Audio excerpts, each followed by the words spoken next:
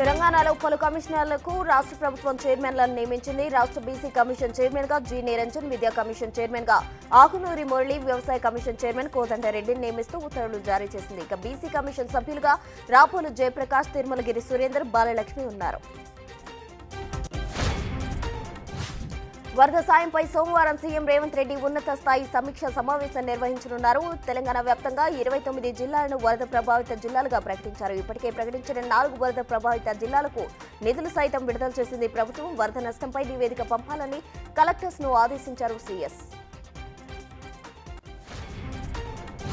దేశంలో తొలిసారిగా హైదరాబాద్ లో ఏఐ సదస్సు 2 రోజుల పాటు ప్రతిష్టాత్మకంగా నిర్వహించింది తెలంగాణ ప్రభుత్వం. ఈ సదస్సుకు వివిధ దేశాలకు చెందిన 2000 మంది ప్రతినిధులు, ఏఐ నిపుణులు, సంస్థలు హాజరయ్యారు.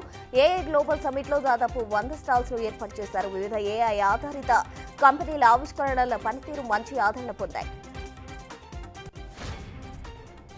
తెలంగాణలో వరద నష్టం తీవ్రంగా ఉందని, తక్షణ సాయం అందించాలని కేంద్ర మంత్రి శివరాజ్ సింగ్ చౌహాన్ సీఎం రేవంత్ రెడ్డిని కోరారు. రాష్ట్రంలో వరదల వల్ల సుమారు 5,438 కోట్ల నష్టం జరిగినట్లు ప్రాథమికంగా అంచనా వేసినట్లు వివరించారు. వరద ప్రభావం నష్టాన్ని పవర్ పాయింట్ ప్రెజెంటేషన్ ద్వారా వివరించారు.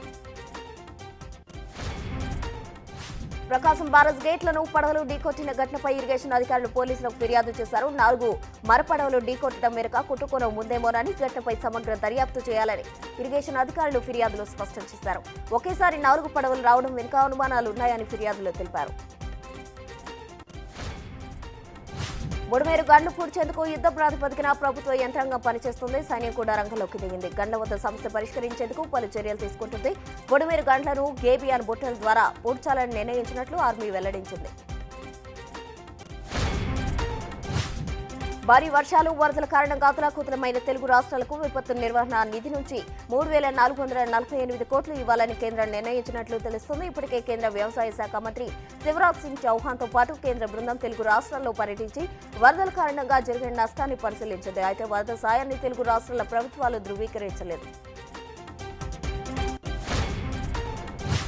రాజ్ తరుణ్ వర్సెస్ లావణ్య వివాదం మరోసారి హాట్ టాపిక్ గా మారింది. ముంబైలో ఒకే ఫ్లాట్ లో ఉన్న రాజ్ తరుణ్, మాల్వి మల్హోత్రాను లావణ్య రెడ్ హ్యాండెడ్ గా పట్టుకుంది. దాంతో లావణ్యతో మాల్వి, రాజ్ తరుణ్ వాగ్వాదానికి దిగారు. దీంతో వీరి పంచాయతీ ముంబై పోలీస్ స్టేషన్ కు చేరింది. అమెరికా అధ్యక్ష ఎన్నికల్లో డెమోక్రాట్, రిపబ్లికన్ అభ్యర్థుల మధ్య తీవ్ర పోటీ కొనసాగుతుంది. ప్రచారంలో దూసుకెళ్తున్న ఉపాధ్యక్షురాలు కమలా హ్యారిస్ మాజీ అధ్యక్షుడు డొనాల్డ్ ట్రంప్ కు గట్టి పోటీ ఇస్తున్నారు. ఈ క్రమంలో ఆమెకు భారీ స్థాయిలో మద్దతు వస్తున్నట్లు తెలుస్తుంది. ఆగస్టులో ట్రంప్ కు వచ్చిన విరాళాల కంటే హ్యారిస్ రెట్టింపు విరాళాలు సేకరించారు. హైదరాబాద్ లోని పలు ప్రాంతాల్లో రాత్రి భారీ వర్షం కురిసింది. ఉదయం కాస్త తెచ్చినప్పటికీ సాయంత్రానికి వరుణుడు మళ్లీ ప్రతాపం చూపించాడు. మియాపూర్, గచ్చిబౌలి, బంజారాహిల్స్, అమీర్పేట్, ఖైరతాబాద్, నారాయణగూడ ప్రాంతాల్లో భారీ వర్షం కురిసింది. రహదారులు జలమయమయ్యాయి.